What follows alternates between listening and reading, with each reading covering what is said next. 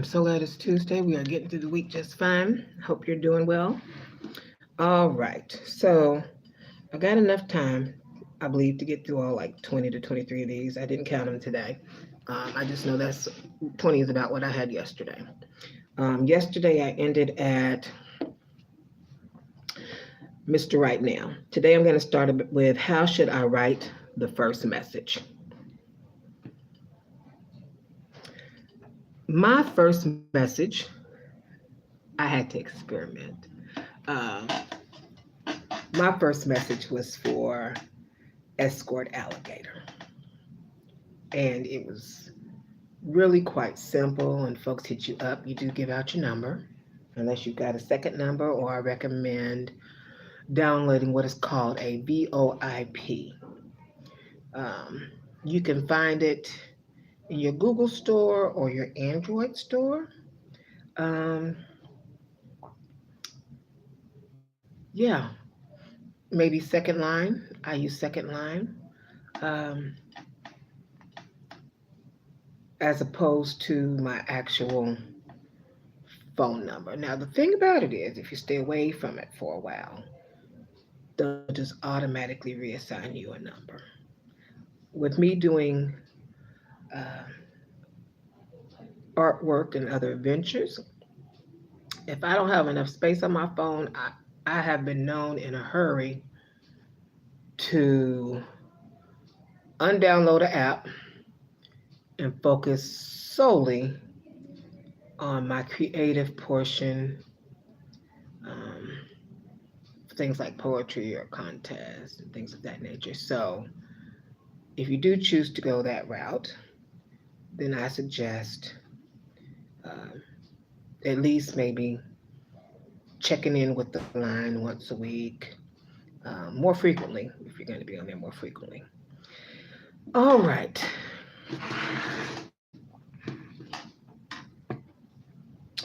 And some messages will resonate better than others. So, the person I was trained under, yes, I had whole training, honey. A week of it. Matter of factly, just to get comfortable with it, I got a one-on-one.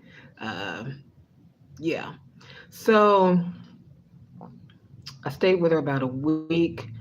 She had a few issues. Um, for herself, she wouldn't use personal pictures, and she was a dark-skinned lady. Then she did teach me things to look at if they were coming over. Uh, if you were doing inbound or what you were doing if you were doing outbound options as far as that goes, not using a hotel, maybe choosing a bed and breakfast, things of that nature. And so she didn't like to use real pictures. And she didn't, she would write something short, maybe like 3 or 4 sentences to advertise. Well, I do a lot more than that. Um, and then when she would post me up, I told her, well, just use my regular picture. I don't mind. I don't have anything to hide. I like who I am. So, but she said some people didn't like um, bigger women. What she really meant is, because I got her to see the mirror, uh, you're not comfortable with a bigger woman and posting her. Because I love posting up on the sites. If it's today's Titties Tuesday, I'm gonna be on the sites posting some titties. I'm just saying. Tomorrow's hump day. I'll be on the site posting a little rear end, a big bodacious rear end. So, and you actually, those are the ones you want. The ones who are going to respond not to your pretend pictures, but to your real pictures. Now, I sell pictures now. So What I do is when I post on certain sites, I do anything I need to it on a design platform. I put the picture in the design platform. I make sure to put my name on it. If you're going to pass me out or make a sale off of me to somebody, because some people from will say, listen, I seen you, I'm in the jail cell, you have helped me make it through some wonderful times. Awesome. When you pass me out though, and you swinging me around all over the place, except my YouTube videos, it's gonna have my name on there and where to find me at. So marketing, it's all about uh, marketing. And you can only choose for the escort site that I'm on, you can only choose to put 10 pictures and like 4 videos.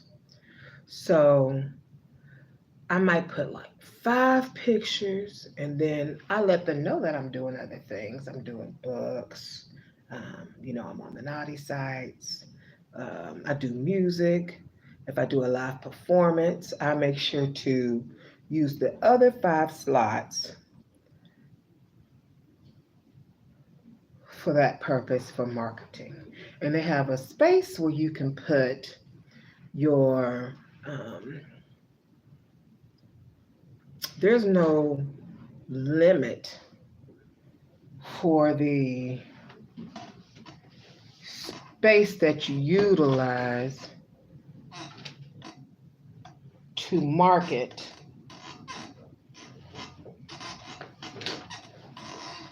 like a cutoff. Like when you go to Facebook or something like that, it'll say, you've reached the maximum limit, things of that nature. There was a few poems I used that did really well on the escort sites to showcase my skill set. I did one called Black Medusa, Throat Baby. I would like to say those two were the ones that resonated most. And I ended up putting them in my accentuating curves and assassination books, erotica novel. Oh, I used those two. Let me see what else.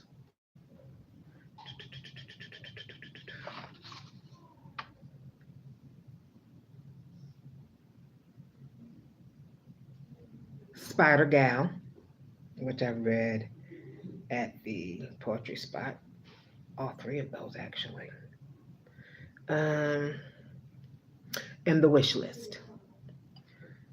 So I have used 4 of those for marketing on the escort site.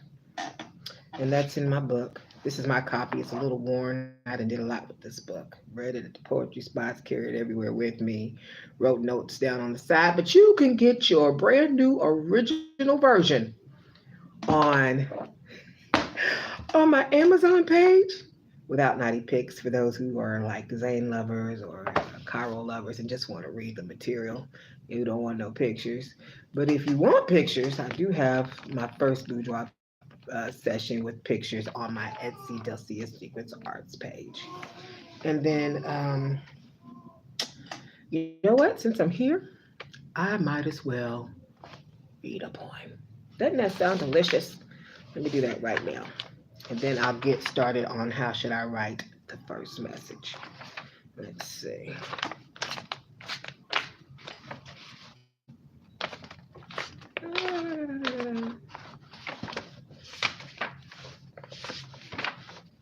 Always look for ways if you are a creative to market out the box. Um, the escort people, those are the people who are spending money. Makes sense to hit them up, especially if you've been doing business over there. And I didn't just hit them up for just the area I'm in. I'm hitting you up everywhere because I do other stuff. So I'm actually in all 50 states if you go look. Um, Marketing.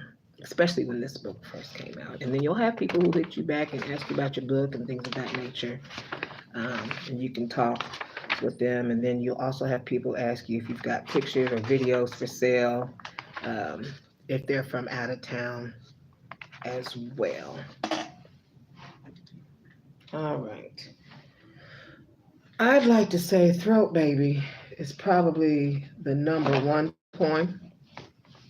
So I will read that one. I actually performed that the first time in Cincinnati, Ohio. Um, but yeah, I got a lot of calls off of this one, and I'm always trying new stuff. Whack him on the ass with this leather whip while I deep throat. He pays to come. He comes back for seconds in a week for this throat. Pay for my hotel room and more when I'm through. No quick visit. Enjoy the feeling of my throat being coated, slick shit, being on the sly spit it. Go ahead, literally, and take notes. Did 2 sessions, Zoom sessions, a whole heaven on earth, done more than that since now. And mandates earlier today. I'll enjoy sharing the recording for $95 a pop on replay. Teach newbie hoes the lay of the land in Canaan. I take a shine to Zaddy's long stroke between these top lips with his wizardry tree limb. Regurgitate my saliva all day and night long on his gorgeous legend. A pen is used as my wand and rewrites my future every time I on him. Massage this esophagus I play with my pretty muff while you slurping your kingdom seeds. Please, Mr. Dr. Johnson, watermelon siphon that tentacle you have while you watch my more bounce to the outs in this deceased secret song. Hydraulics, nope, hydraulics with my tongue, baby. I will have your dick dancing the twerker lady with every moan. Sean Puppy Combs, yeah, yeah, you would. Grace Jones album, Last Train to Paris remix. This cloud nine on your crucial conflict element. This octopus has blue blood, slurp slow saver, sipping on some scissor. 3-6 Mafia UGK to the music, you have an underground drip. Then Fast and Furious on your cocktail. Damn, this pussy is more simply typing this shit.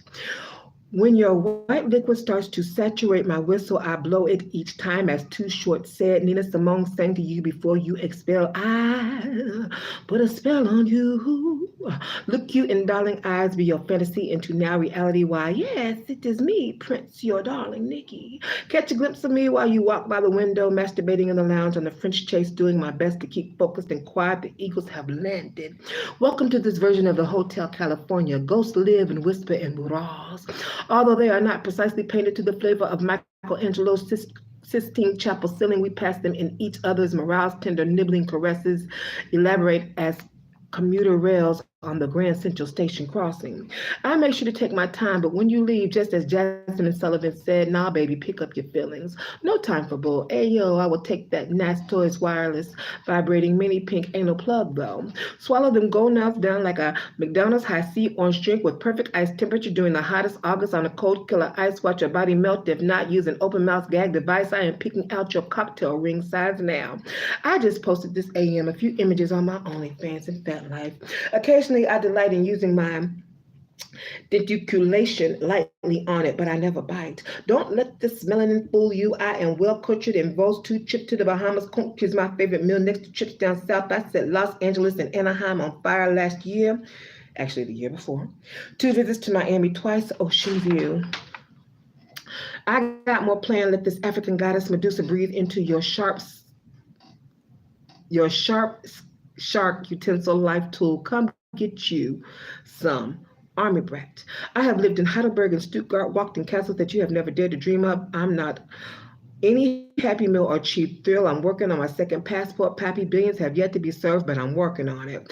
You ought to let me give that Kundalini a raise. I am just saying, Krispy Kreme white powder treats from between your legs. I want to taste it.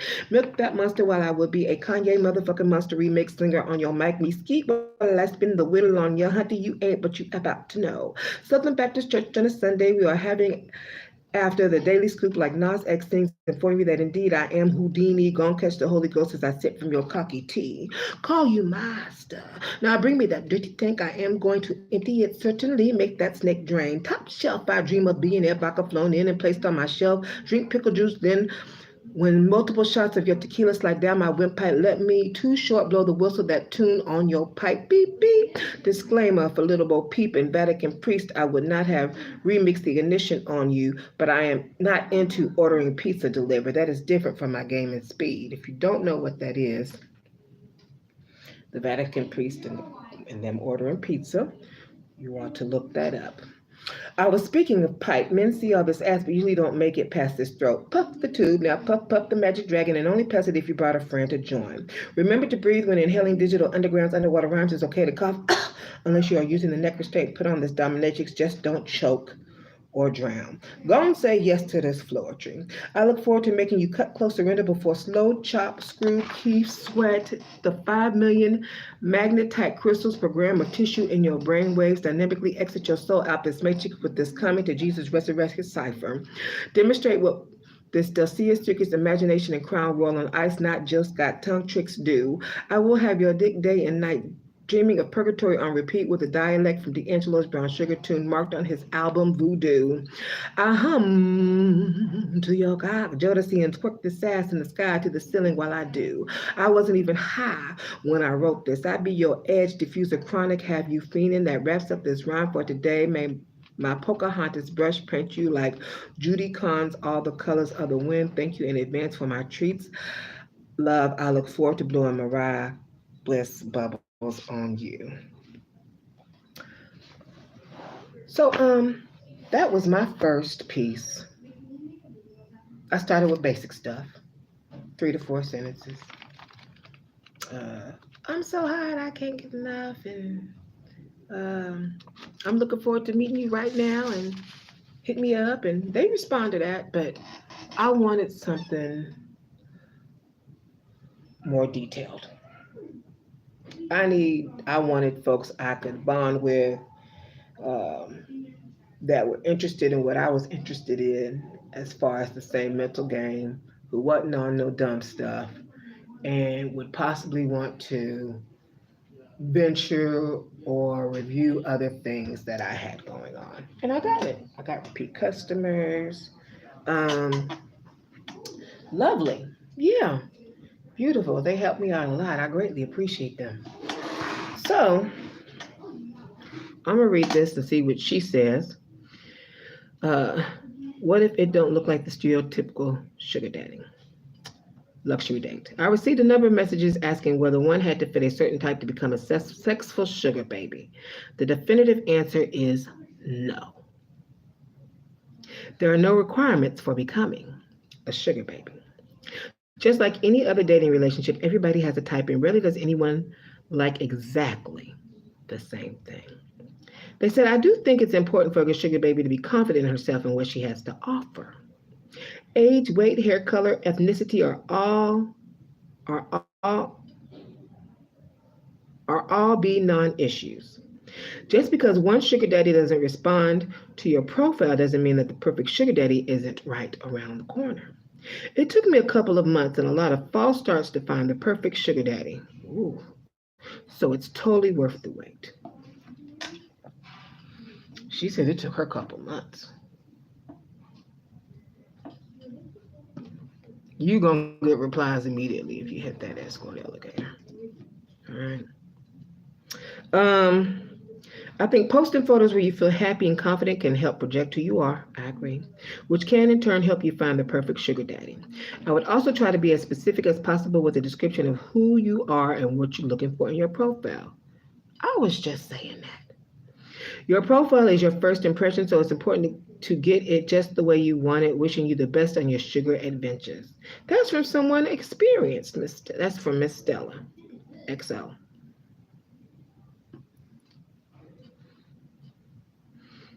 I've had some really good times on Escort Alligator. I can say that. I have not tried anything else. Well, I've posted a few other places, but that's the one that I feel most comfortable at uh, right now. And with me having other stuff going on, it's died down a little bit since I haven't posted in some time. So, but I probably would just kind of give them an update when I finish a few things, just in case somebody wanna hit me up, check on me, or is interested in material. All right. Next. What if I don't look like the stereotypical sugar baby? Do I look like a stereotypical sugar baby?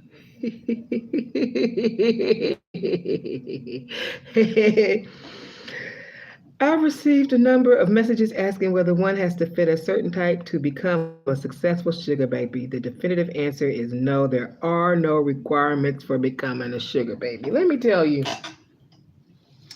on the sites that I'm on, even OnlyFans, they are all different sizes. Even on FetLife, all different sizes, shapes, color, age.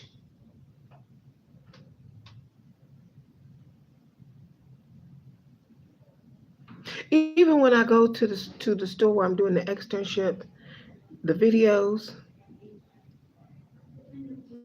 don't none of that matter.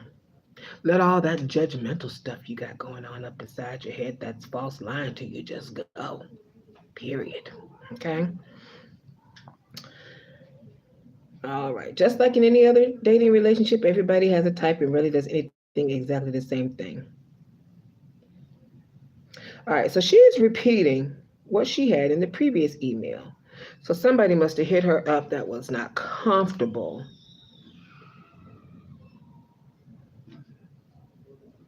with who they are.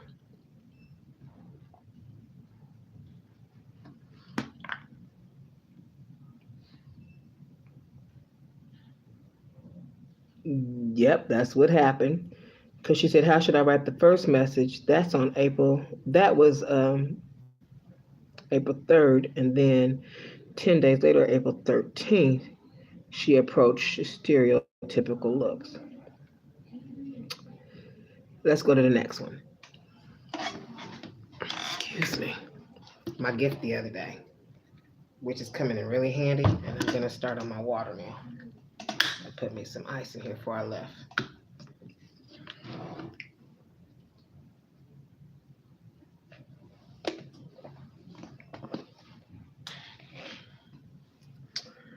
Is it bad to date a married sugar daddy?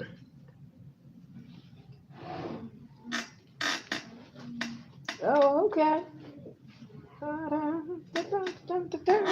Let's get to the juicy part. Let's get to the juicy part. Let's get to the juicy part. Wash out my glass real quick. All right. I received a question asking whether it's good to date a married sugar daddy. I have a best friend who actually prefers dating married sugar daddies.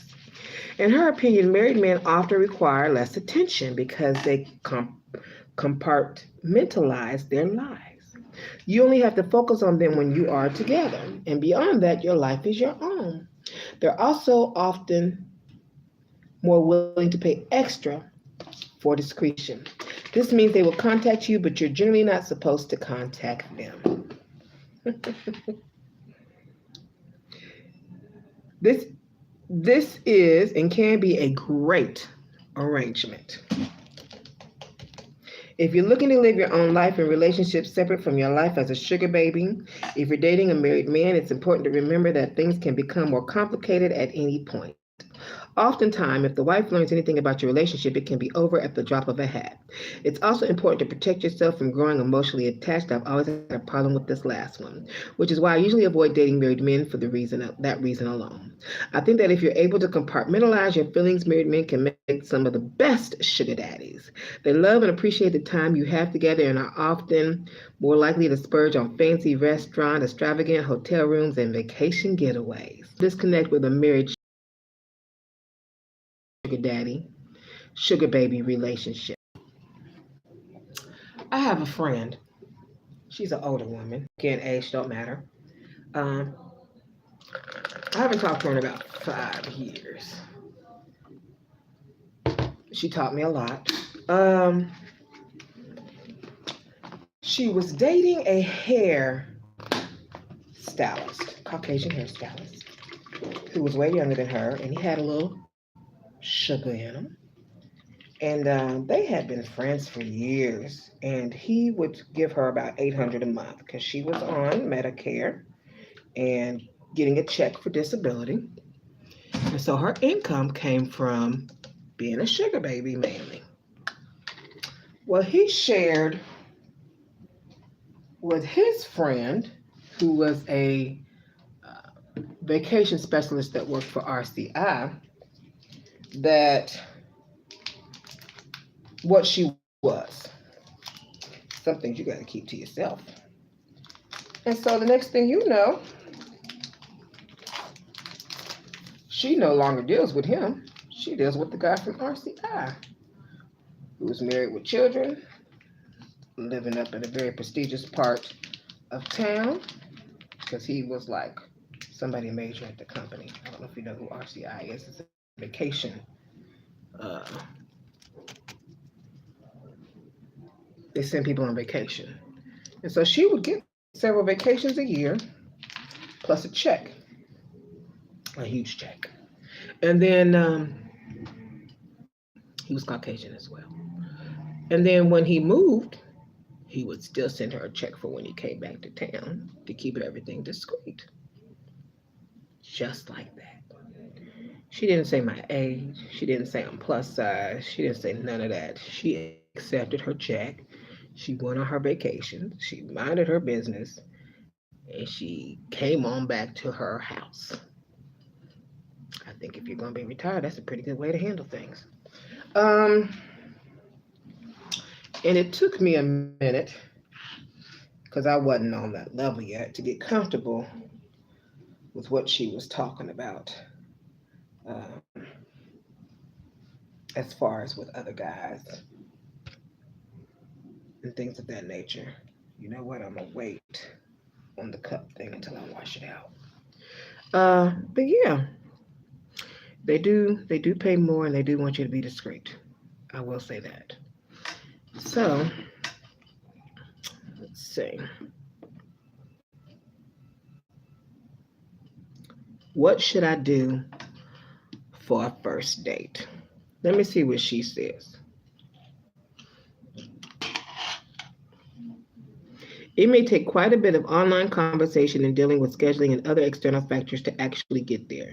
But eventually, you're going to want the transition from online to in person with a first date, right? She must do a lot of talking. I don't do a lot of talking. Do you have the money? This is the price. That's why I got a sheet. Can we get to it? And what time you want to meet and where? First impressions can set the tone for any relationship, so it's important to plan what you're going to wear for your first meeting. I think a lot of what you choose will probably depend on what you're doing and where you plan to meet on your first date. However, if you're unsure, it's worth asking your date what he plans to wear, especially if it's a restaurant you're unfamiliar with. Of course,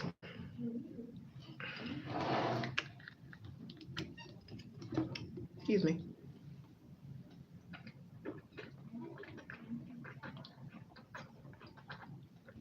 I prefer to cut, but we're going to keep it hood today. Of course, if you're planning to meet first at a coffee shop during the day, I would wear a sundress or nice jeans and a dressy top. If you're meeting late in the afternoon, I would make sure to wear something that could transition smoothly to a restaurant setting for dinner. Since you never know where a great first date might lead, wink wink, I always make sure to wear a matching bra and underwear set so I'm prepared and confident for anything that might transpire. I love preparing for a first date and usually try to plan a blowout either that afternoon or the day before to make sure I look my best. I found that when I've spent more time preparing, I'm often confident and have more fun on my dates. A lot of sugar daddies will be more than happy to pay for you to have your hair and nails done. Once you've established a relationship with your sugar daddy, a great way to begin a date is to have him pick you up from the salon and allow him to pay the bill before you go. If you're meeting someplace nice for dinner, you can never go wrong with heels and a black dress. Scientists have proven women who wear red are considered more sexually attractive. So I don't think you can go wrong with red either. The most important thing is that you're enthusiastic and ready to enjoy yourself on a first date, since enthusiasm is often contagious. Wishing you the best on your sugar adventures.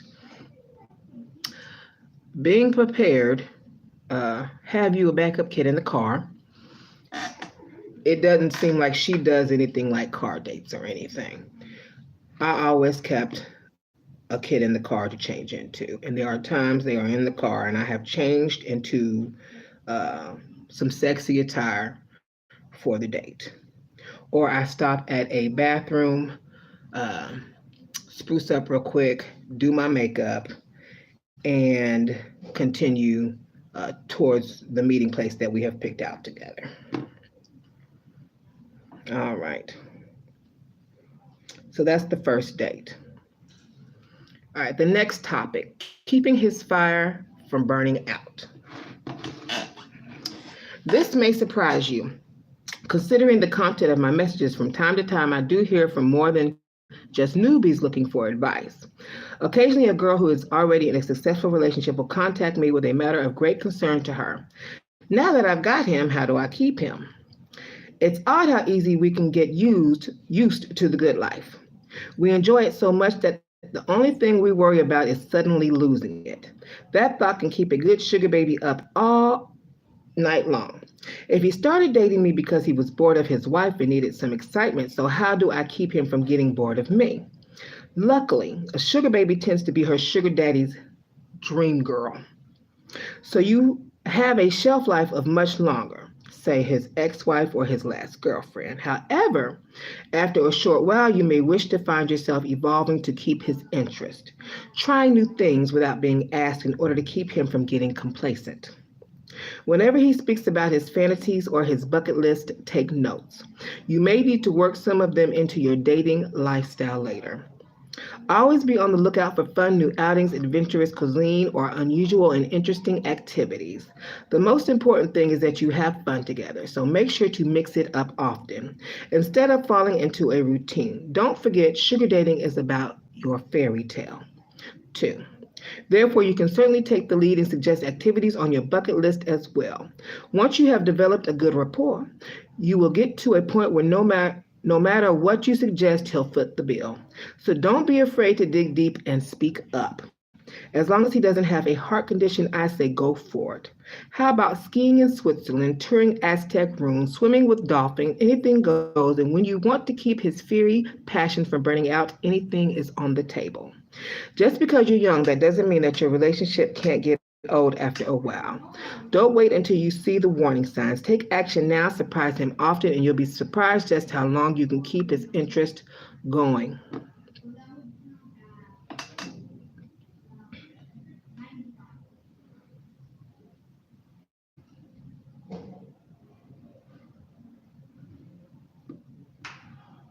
Oh, good. All right. Thank you to who all have stopped by and joined and checked me out and things of that nature. Appreciate you. All right.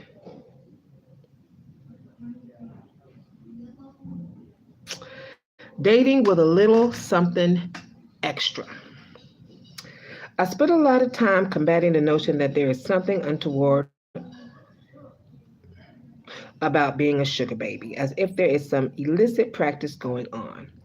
We feel this notion subconsciously and it comes out in our conversations. We whisper about our involvement in the sugar bowl instead of proclaiming it from the rooftops. Why do we act all secretive about it? The answer lies, of course, in the perceptions of other people who have often preconceived notions about what sugar babies do. In other words, haters gonna hate.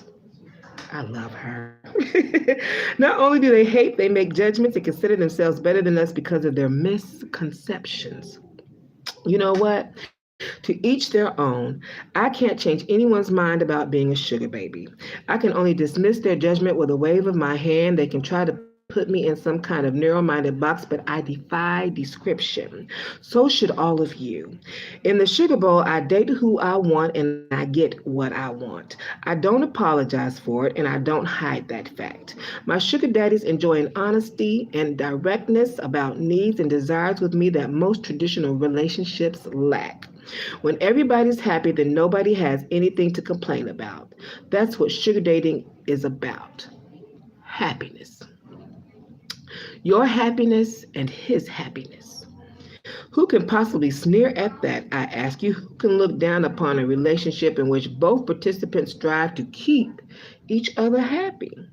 If that notion is so abhorrent to you, then I have to wonder what kind of relationships have you been having? In many cultures, the sugar dating type of relationship is considered ideal. Only in Western cultures have we stigmatized the idea that a man providing for a woman should be suspicious or taboo. A lot of women may even consider themselves better than me because they don't need to rely on a man. Well, I would argue with that logic, but I'm really tired because I'm still recovering from the recent trip I took to Bermuda. In short, we have nothing to be ashamed about. If you want to keep your sugary lifestyle private, let it be because it's your private life. And none of anyone's business. Sugar dating is still dating, it's just got some extra perks. And there is absolutely nothing wrong with that. Others may look at you sideways, but while they're judging you, you can be laughing all the way, well, to Bermuda and back.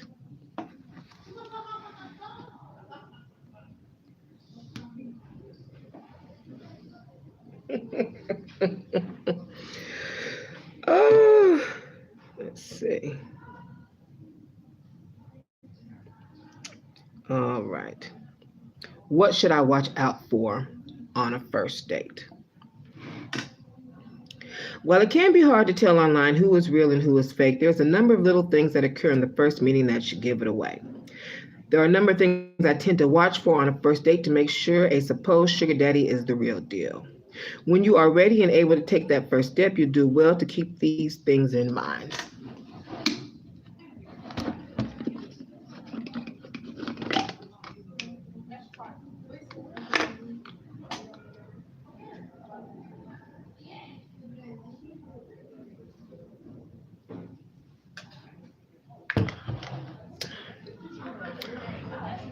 First, notice the location he chooses for a first meeting. Does it feel like a place that a wealthy and successful man would frequent? Does it have a reputation for being a top-starred restaurant or bar or hotel? If it does seem like a nice place, does your potential sugar daddy seem familiar with the menu or the wait staff? Once you're seated at the table, notice how he responds to what you order. Is he encouraging you to try whatever you'd like? Is trying to rush you through ordering, or does he order for you? You want a sugar daddy who allows you to try whatever you'd like and isn't in any hurry to finish up as quickly as possible. Also, it's good to note his appearance. He doesn't have to be traditionally handsome, but he should be well groomed. A nice haircut, clean nails, smells nice. Is he wearing nice clothes and shoes? Does he have a nice wallet? All of these are subtle signals that will tell you how he's going to treat you. If he doesn't take care of himself, he's not going to take care of you. One last thing to notice is how he chooses to pay for your meal. Most real sugar daddies will have something like a platinum Amex, which basically gives you a clear idea of his financial success. Wishing you the best on your sugar adventures. She's right. I've run into all kind of characters. Um, in my first book, who I had published through Arthur House, it's called Love Funk. Phunk. Lovephunk. And it's been 10, 9, 10, 11, might have been 14 years since my first book. I believe I put it out in 2009. I think I counted right, just doing it on the spot. Yeah, about 14 years. And I did a whole section on hygiene. I couldn't understand why boys, I'm going to call them boys, would do certain things, and I needed them to get their hygiene together. I mean, I don't deal with that now. Um, Although I did have one who would come from work. Um, he worked construction and paint and stuff like that, and he would come to the hotel, and I'd make sure to shower first to make sure his nails was clean. But he was coming straight from work. But yeah, and then They will try to cheat you, depending upon what site you are using. So you just have to know what you're going to stick with ahead of time. And then there are some that treat you absolutely amazing, pay for your room, pay for your food, bring you exotic fruit, want to take you out. So, yeah. All right, the next one, as far as subjects, how long is too long? So imagine this. You reached out to a guy whose luxury date profile interested you, and lo and behold, he replied, "Awesome!" Now you're in a great conversation in which you one up each other for flirtatiousness. It's all going great until one of you has to go. You say goodnight with little kissy face emojis, and it's all very heartwarming. As you drift off to sleep, you begin to feel that welling up deep inside, that feeling of butterflies in your stomach that you get when you've met a guy and he likes you, and you feel the rush of possibility. She doing a lot right here. Feels good, doesn't it? Of course it does. But you should not get used to that feeling, nor should you trust it. Butterflies are all well and good, but without a plan in place for a first date or momentum that builds toward an actual arrangement, well, all you've done is meet a guy. You can meet a guy at any time. You've done it before, and it's as easy as showing up somewhere with your hair done. That's not what you came to the Sugar Bowl for. Come on, girl. I'm with you when you're right. So the question is, in this hypothetical situation, how long is too long? How many days of great conversations do you have with a guy before you write him off as simply yanking your chain? Obviously, there may be accentuating circumstances that will prevent you from getting together immediately, but bearing any of those, how long should you allow yourself to prolong this courtship? You don't want to look pushy or greedy, of course, because you want to prove that you are a low drama chick that represents his busy lifestyle. Still, though, you should develop some sort of internal clock for gauging when it's time to put up or shut up, because, with all due respect to the busy captain of industry that you're now attempting to woo, you don't want to waste your valuable time either. Preach, girl, preach. A general rule of thumb is that if you don't have at least an informal agreement to set up a future meeting by the end of your, I thought this was a library. They are loud. Excuse me, y'all. It's not a soundproof room. You might be in the hands of a lonely guy that just wants to flirt with young girls but has no intention of actually escalating things into an actual relationship. So by the end of the first conversation, you have to have both agreed that a meeting can and should take place. You don't need to have specifics in place, just an understanding that this is going to ultimately grow beyond the luxury date messaging center.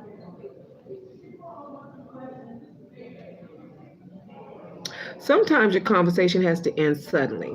Meetings, obligations, whatever the case, they force an immediate end to the conversation and you have to pick it up later. That's fine.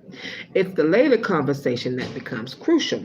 Good morning, sweetie, you text him the very next morning. How did you sleep last night? Eventually he'll reply and you can continue the conversation and stroke the fires further.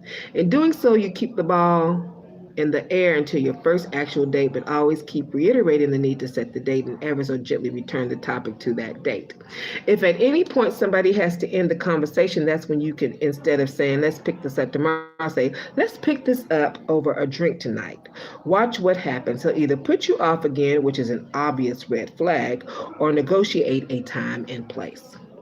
The key is always be moving things forward a step with each conversation. If you end a conversation having progressed no further than you did at the start, then you are stuck in a holding pattern with a guy who will keep it there until you give him a nudge and he gets the hint.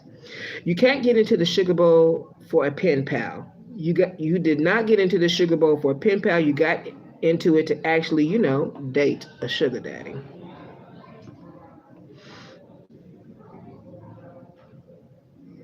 What's it like being in a sugar relationship? So imagine this. You've reached out to a guy whose luxury date profile sorry y'all. I must have really liked that when I clicked on it again. The dress rehearsal. I often am asked, what do I do if a potential sugar daddy requests that we meet for a date before we've agreed on an arrangement?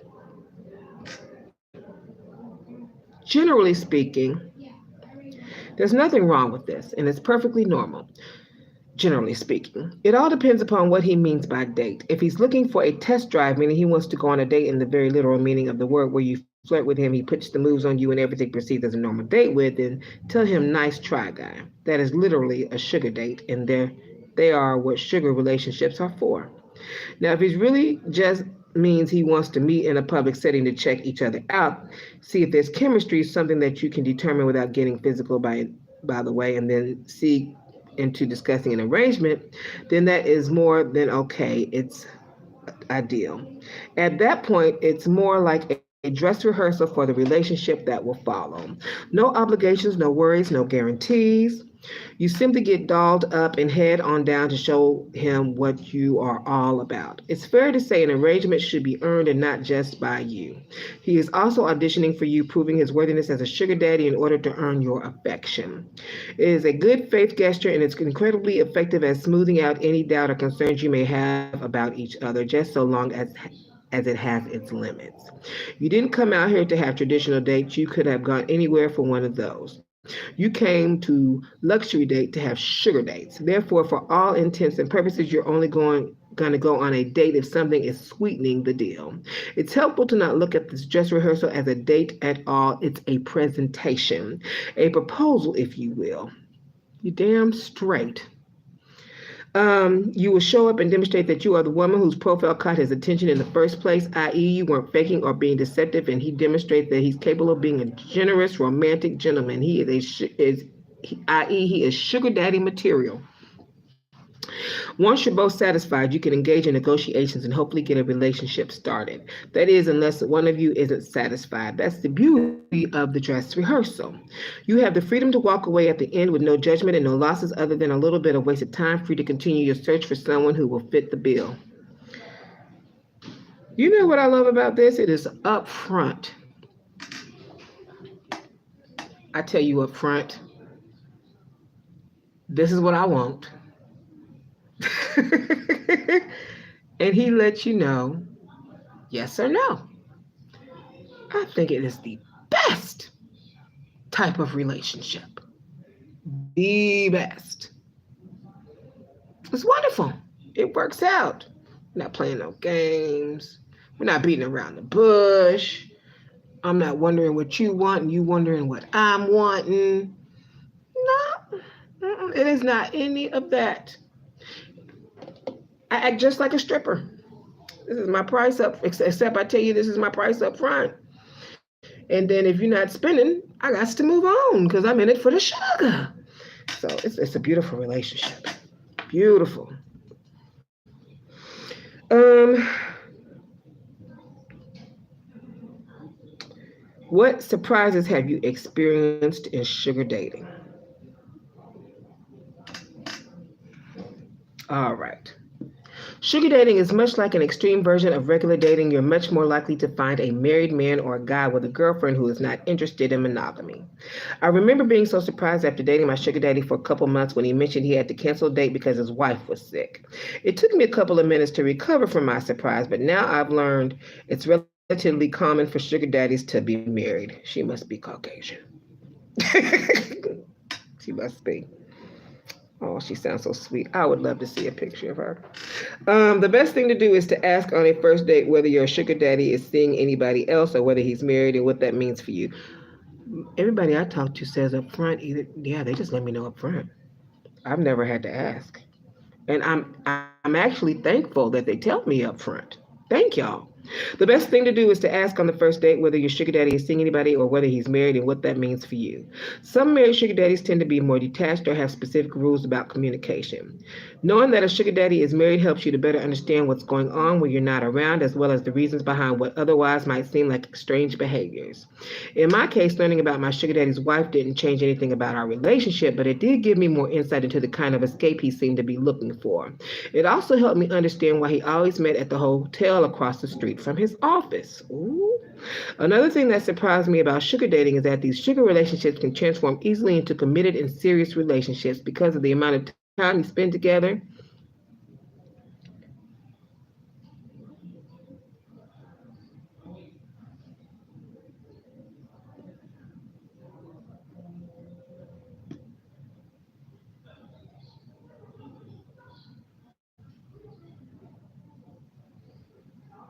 and the intimacy you share.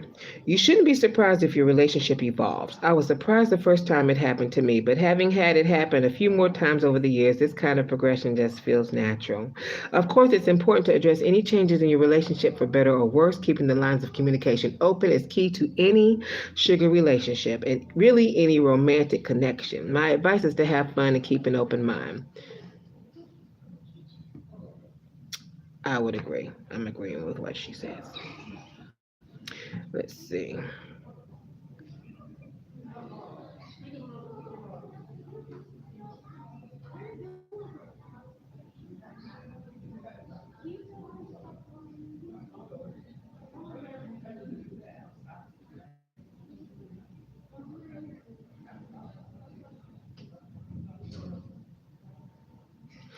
What makes luxury date different is the caliber of men that can be found there.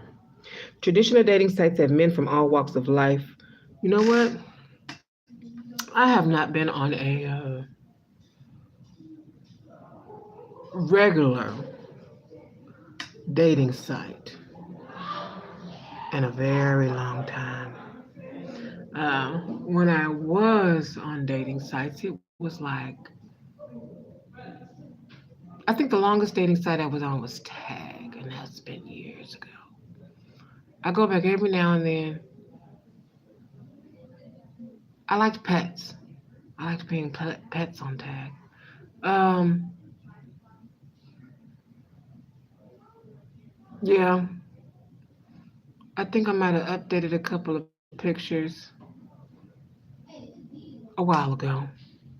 Um, Other dating sites I've been on: Tinder, Badu. I met one of my fiancés on Badu. We are no longer together. Hallelujah. And but yeah, this is definitely when you are talking luxury dates and escorting, you are talking a whole different caliber of men. Men that you're not gonna find on regular dating sites. Traditional dating sites have men from all walks of life to choose from broke guys you went to high school with, to nerdy guys who can't hack it in the club, to everybody in between. Luxury Date instead presents you with wide variety of guys too, but they all have two crucial things in common. They are financially stable, and they are generous in spirit. The financial stable part, I've known folks who have paid for my services who are not financially stable, but they are paying for my services. But they are great guys. So that's not always true depending upon what side or avenue you take. The two commonalities make a huge difference. Sugar dating is dating on a higher level. You will dine at better restaurants, go places only frequented by high society, and even travel to exotic places, and never ever pay your own way. Dating a millionaire is exactly what you'd imagine it to be. It's a luxury experience free of stress and with no reason to worry about anything other than having a good time. A sugar daddy isn't demanding or neurotic either. Remember, a sugar daddy is a giver, not a taker. Taking care of a woman's needs, especially a young, hot thing like you, is a pleasure and of itself to him. Not only that, he carries himself with the confidence of a man who can handle by virtue of his credit card limit, his worldly knowledge, or his business and negotiating acumen any situation that comes up.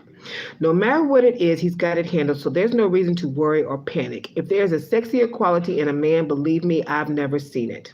Women who have attached themselves to wealthy men for their whole lives, whether they are sugar babies or socialites, have known this for a long time. That life is good when you have a man.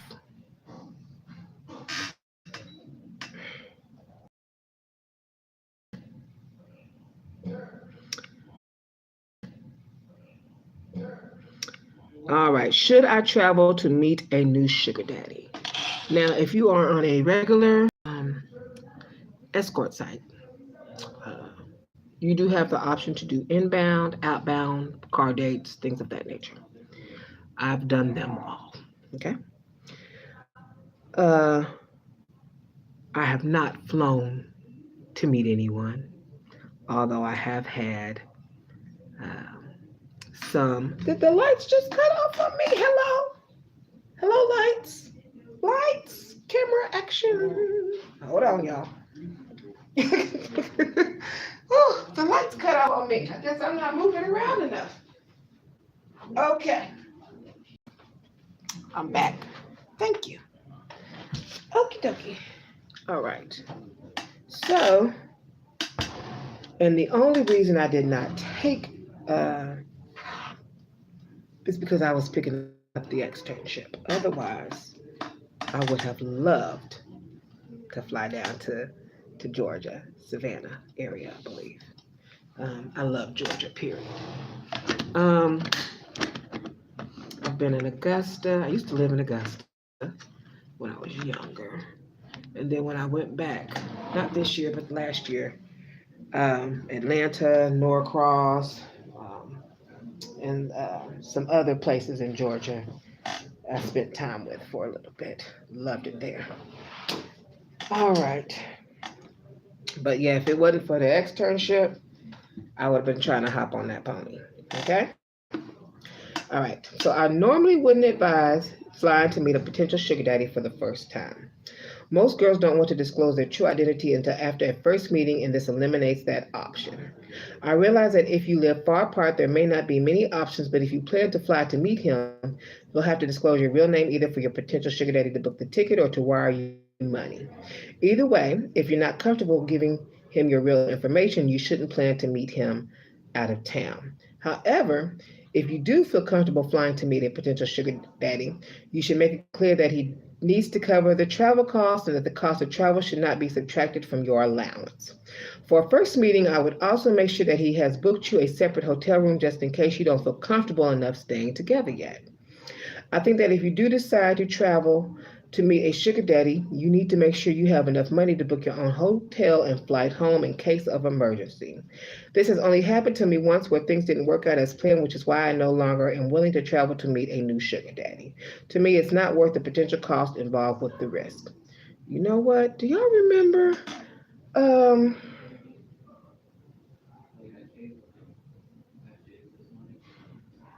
there was a story a while ago. I wonder if I can find that story real quick.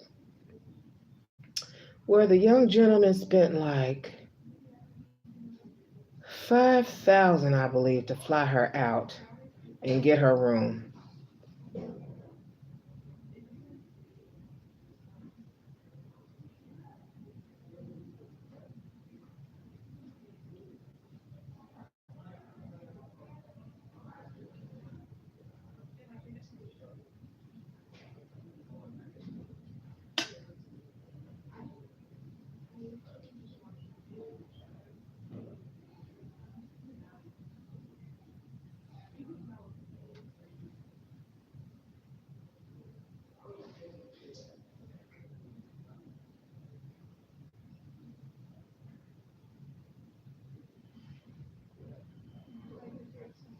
I think, to me, it is common sense that if you're going to go out and meet someone you don't know, that you do have your own um, money to get back. To me, that's common sense. Just in case things don't work out.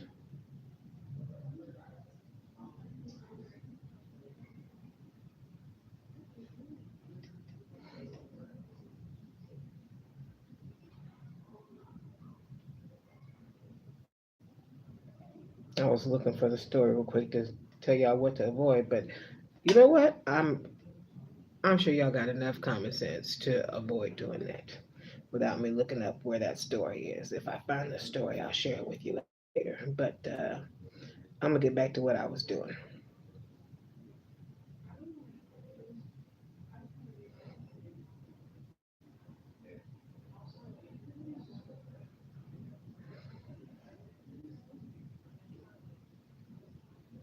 What I will say is that same friend earlier I was talking about was dating someone. He took her to Las Vegas. Things didn't work out the way they should have in Las Vegas. She had already got the room key and some other things, and she was okay as far as her. She got her ticket ahead of time to get home and the room key, so he couldn't keep her out of the room because I guess he changed had to change of heart once he got to Las Vegas.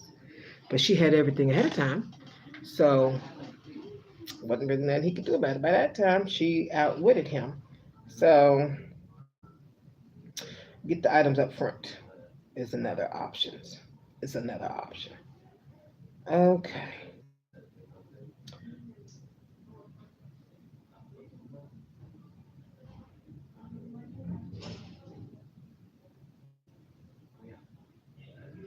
Should I be worried if my sugar daddy still has an active account?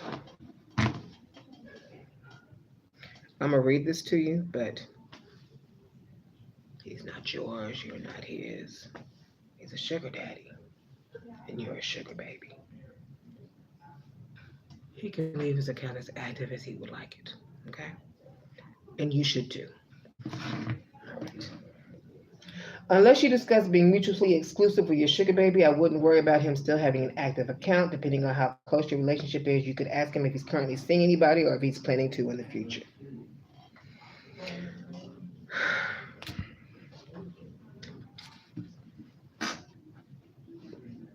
Dear sugar baby, you are in this, hopefully.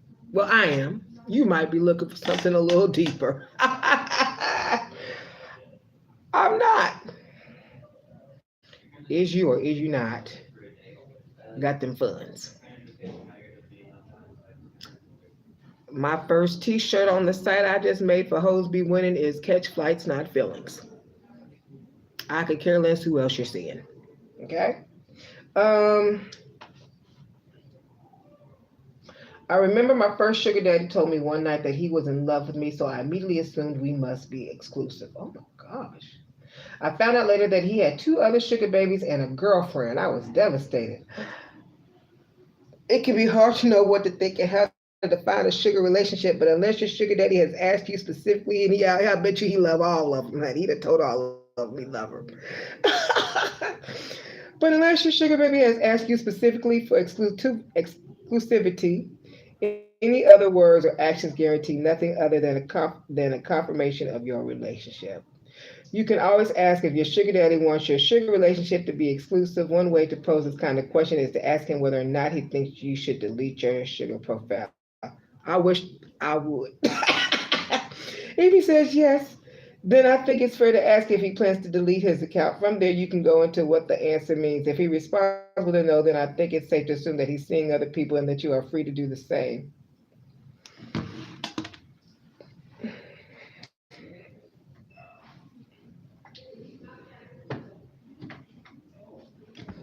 I'm not deleting nothing. So, and I'm not asking him to delete anything unless it's like a real serious. I'm not deleting nothing. Yeah.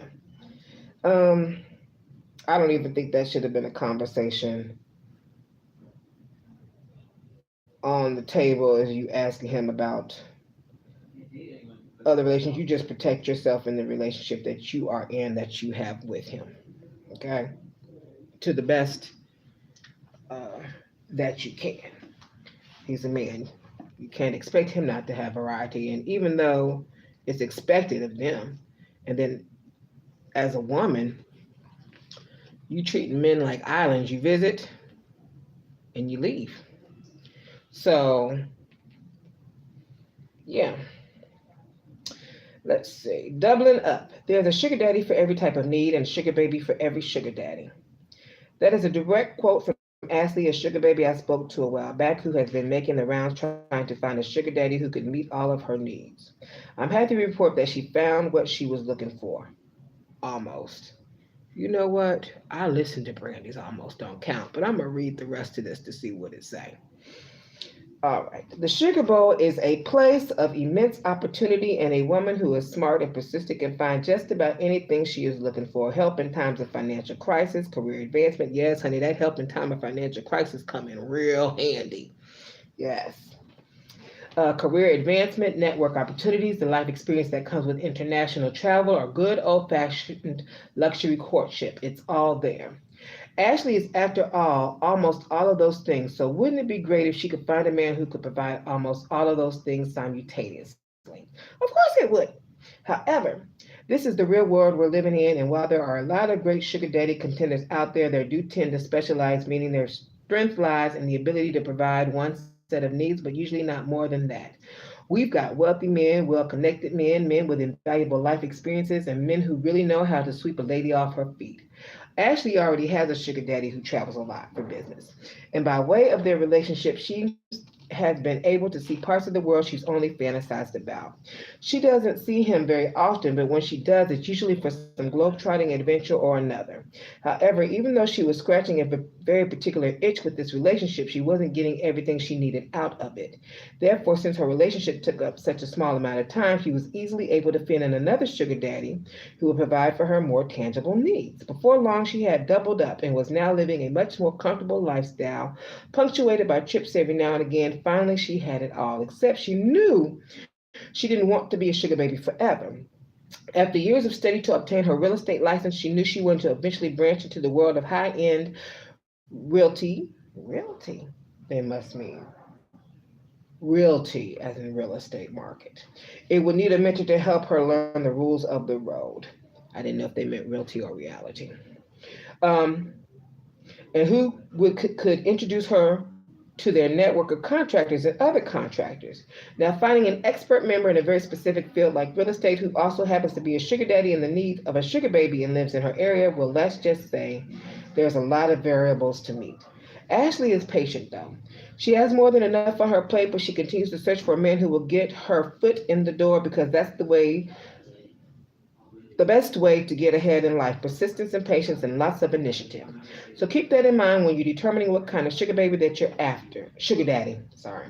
If you are in need of a man who ticks multiple boxes, consider finding a man who ticks one box first, then it's a lot easier to find, and you can always start the ball rolling with one guy. While searching for men who can tick the other box in your spare time. All right. What does a sugar daddy hope to find in a sugar relationship? I think all sugar daddies hope to find some form of intimacy with a sugar relationship. Intimacy, however, can take many different forms, whether it is physical, platonic, confident, or travel companion. The main component is a close familiarity. I personally love developing intimacy with a new sugar daddy by learning his stories, his likes and dislikes, and his understanding um, of what makes him unique. I often like to ask my sugar daddy about his childhood, what it was like where he grew up, and about his family. This kind of knowledge exchange is what most sugar daddies enjoy too. A lot of sugar daddies are busy in their daily lives, often caught up in their business personas, unable to be themselves. I found that because of this, many sugar daddies are lonely, which is why they value the intimate connections fostered in a close sugar relationship. Your sugar relationship may be one of the few places where a sugar daddy can be vulnerable. In addition to learning about your sugar daddy's past, it's fun to ask him about his present. The sugar daddies I've had often enjoy talking about their work as well as future travels and plans for the future. I also think it's important to ask him about his likes and dislikes in the bedroom. I wouldn't bring it up until you've gotten to know each other well first. But this is another area that can help foster a shared intimacy. I found that often the more you know about each other, the more fun you'll have together through your mutual understanding. Wishing you the best on your sugar adventures. Beautiful. Depends upon the level you want to date at. Again, you're going to meet a lot of different people on different sites if you are applying for a sugar daddy, and some of them may be to the caliber that she's had, and some of them may start off not so much. Um, so, yeah.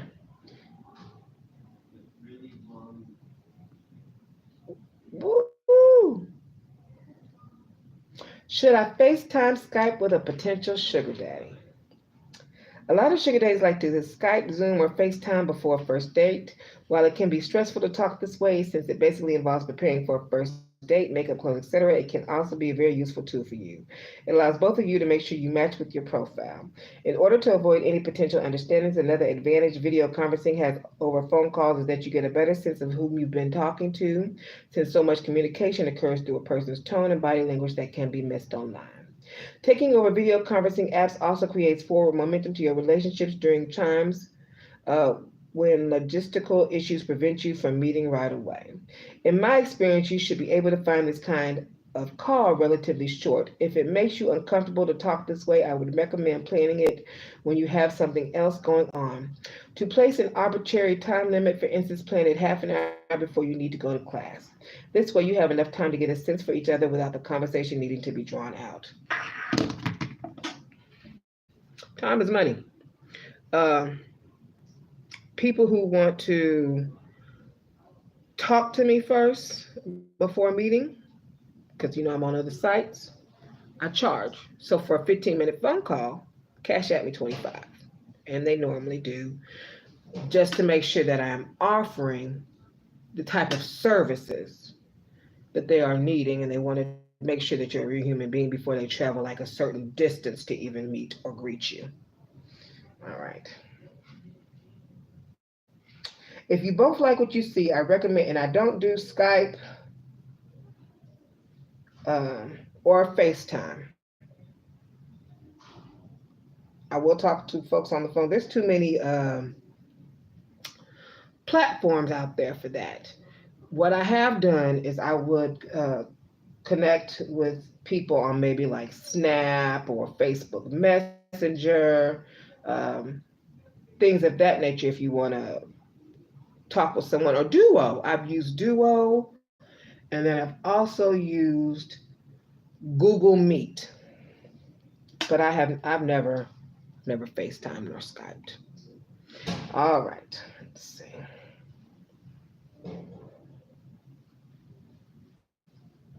If you both like what you see, I'd recommend ending the conversation by planning a date. That way, rather than cutting the conversation short, you end on a positive note and with something new to look forward to.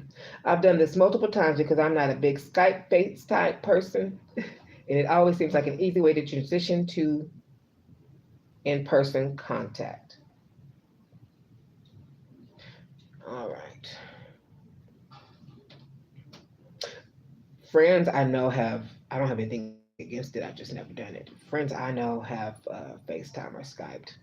Um, but that's just something, it's just never happened.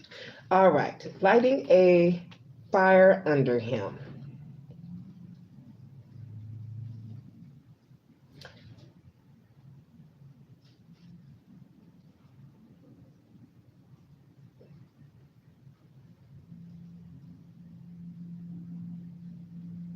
Okay. Making sure I hadn't read it already.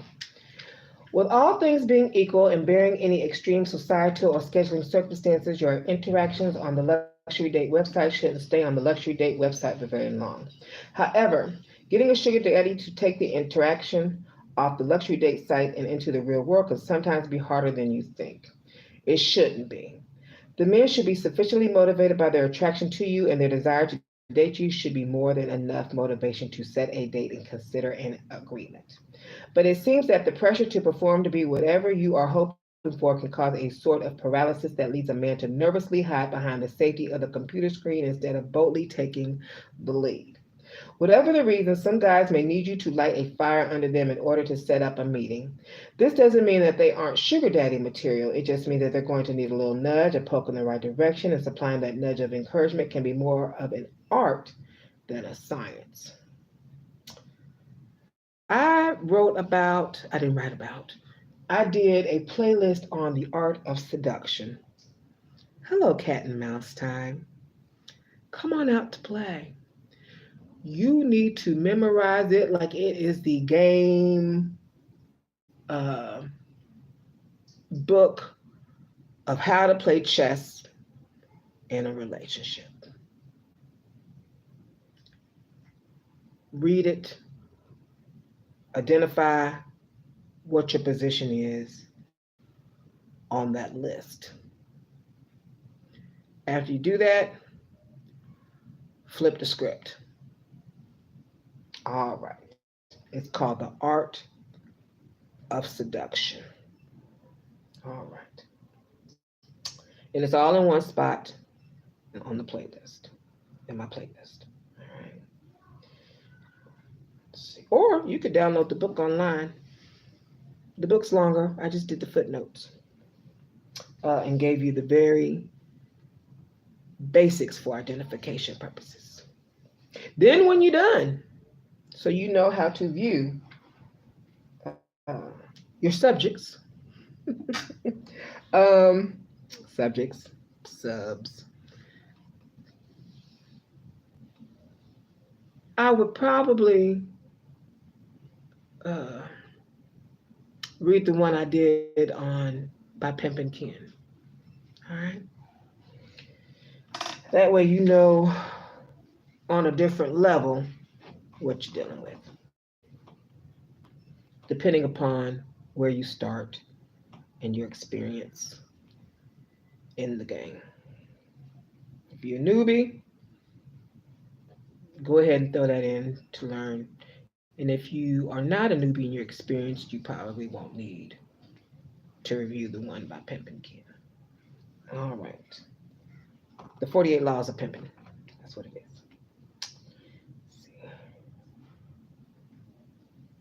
I had an experience like this during a particular dry spell last year. I had been in the market for a new sugar daddy for a while and had been putting fillers out, building half-hearted responses and engaging in protracted conversations that went nowhere. I had gotten sick of the same square dance and was considering taking months-long break and coming back fresh. I gave myself one more chance, one last series of messages that I would send out to interested guys, and if nothing came of it, I'd hit the reset button. My new approach would be tell them you will give them one date straight off. A strictly PG rated date, obviously, no long conversations leading up to it, no talk of expectations beforehand, nothing. Just say hello, and once he responds, ask him to meet you for a drink tonight if possible. He may want to talk first, but honestly, what does he need to ask on the internet that he can't discuss perfectly well in person? Look at me in my perfectly made up doe eyes. I figured the only risk was wasting a few nights getting ready, maybe getting stood up, or having a free cocktail with a guy who I didn't find all that interesting in person. Oh yeah, she definitely is not African American. Anything was better than this stagnation I was feeling. He was my introductory message. Here was my introductory message. Oh, I can't wait to read this, which I sent out to 5 men total saying, "Hi, I'm Stella. I really liked reading that." Insert personalized detail from his profile. "And I'd like to see more of you. Why don't we see if we can have chemistry over a drink tonight? Take a look at my profile. It's really me. I'll demonstrate that when I see you in person, reply back with a place and time, and we can get to know each other with no strings attached." Oh, okay. All right. Honestly, who could say refuse a message like that? Surprisingly, three of them did. The other two replied back with times we could meet, and one of them mentioned that tonight was no good, but tomorrow was fine. Perfect. I had 2 dates for the next 2 evenings. The second guy tried to get to know me in advance, but I playfully brushed his attempts at conversation at time. Like I said, I was fed up with chit chat. Eventually, he agreed that we'd save the best questions when we were in each other's presence. The rest, well, is history. The first date went well, the second one went even better, and he eventually became the sugar daddy that I still see occasionally today. It just goes to show you that there's only so much you can get done online. The site is easy to use, so it may be like a security blanket to some. Honestly, the ease which you have a conversation online instantly, it just might be robbing you of the urgency you need to take your flirtation into the real world where it can actually do you some good.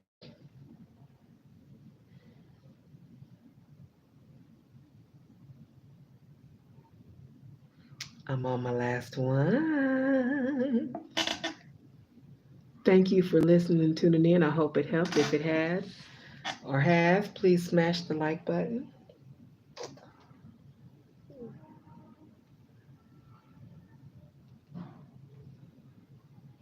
What does this mean for us?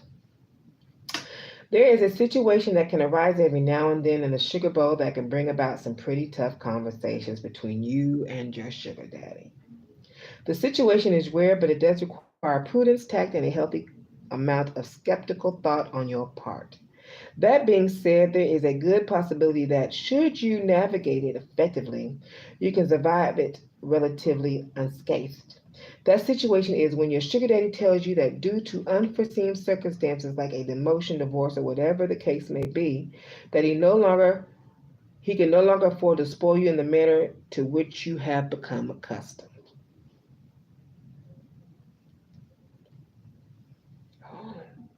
On the one hand, it's easy to be understanding. It's life, things happen, a man's financial circumstances do change occasionally. In sugar dating, this usually means that the circumstances of your romance will change as well. After all, it is referred to as a mutually beneficial relationship, and if the benefits are no longer mutual, then it's no longer the type of relationship you set out to have. So you may have to end your association. Using very careful with your words when you do so. After all, the male ego is a fragile thing. You could take his assurances that it's only temporary and that he will eventually turn things around, but there's only so far you can take your emotional decisions before you have to turn it into a practical one. Sugar relationships are built on trust, and if you can't be sure he's going to hold up his end of the deal, then your relationship has no leg to stand on anymore. You also have to determine whether your sugar daddy is telling the truth, which already indicates the trust in fracturing, or whether his setback was invented for the purposes of being fragile. This is where the term salty daddy comes from. Daddies are clearly well off, but are always cutting corners and finding ways to delay your gratification. They will try. Yes, they will try. They'll say they're going to recommend folks to you, then call and pretend that they are the other person that they recommended. Honey, some of these folks will try. Put your foot down. Yeah. Stand firm to your tip sheet. There is nothing sweeter. One hit me up 3 days ago, talking about when am I coming back. I'm not. If I do, and I'm thinking to myself, I'm not. I haven't even hit him. I haven't even responded. I'm not gonna let you know I'm in town. Hmm. All right. There's nothing sweet about these guys, and my advice is that you suspect that you're dating one. It's better to just start over and find someone new. A salty daddy plays on your emotions in the hopes that you will simply be happy with what you get. How about a hell to the no? So, is your sugar daddy a salty daddy or a guy who just needs a break? If he's the latter, do you stick it out until things get better or erase everything you've built to start over? Only you know the answer, and that's why I stressed in the beginning that you'll have to use tact and make some tough decisions. Every sugar daddy and every relationship is unique, and only you can answer the unifying question: which option of the few available will make me the happiest? If you answer that question honestly, you'll know whether to stay or to cut your losses. Beautiful. All right, so that is it for Luxury Day at this time. We have gotten through all of those. If I get some in the future, I'll do them individually. Um, Again, if you found it helpful, please smash the like button. Let me know thoughts, comments, things of that nature. This has been lovely. I had actually thought to erase those initially at first, and I said, you know what? Someone other than me needs to hear this. So, uh, who doesn't possibly have hands-on experiences or just getting into the game? So there you go. You can start there, and I will address underneath the comment section the title and the time for each, so you can go back and re-listen to certain parts as needed. Thank you for tuning in, loves. Mwah! Yay! And I got lots to do because the one from yesterday just posted, and I'll get started on those and some other things. Have a wonderful rest of your week.